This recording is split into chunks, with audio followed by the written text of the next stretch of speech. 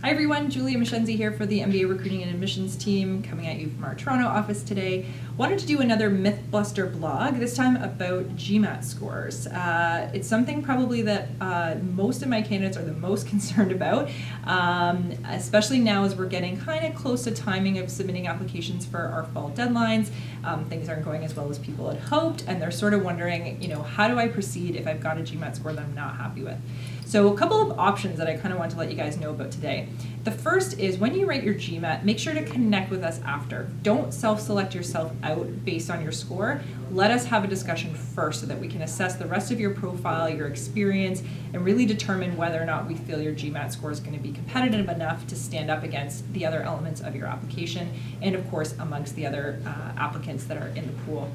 The second option, and probably the most common thing that I recommend for candidates, if you've written a GMAT score that you're not really happy with, but you want to get your application in because of timing, think about submitting your application and planning to rewrite after you've submitted your application.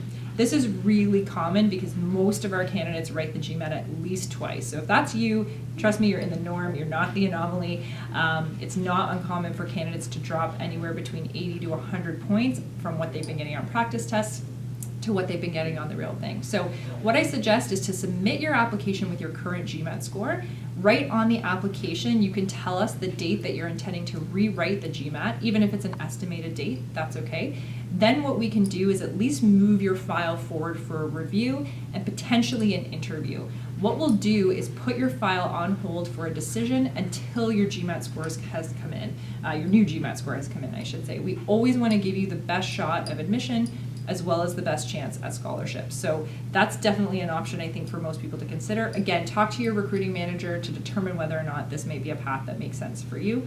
The last thing that sometimes happens as well is we'll get applications with GMAT scores that are maybe, again, not where they should be in terms of our range. And in some cases, if that's the only concern or hesitation we have about a candidate's application is their GMAT, we do sometimes grant conditional offers. So we'll give that applicant a chance to get their GMAT score up before the program starts, at which point we'll finalize an offer to the program. So I guess the headline here is that there's a lot of different options if you're sitting in a position worried about timing and not really sure how your GMAT score is going to measure up. And I would say the most important thing is to talk to us about what those options might be.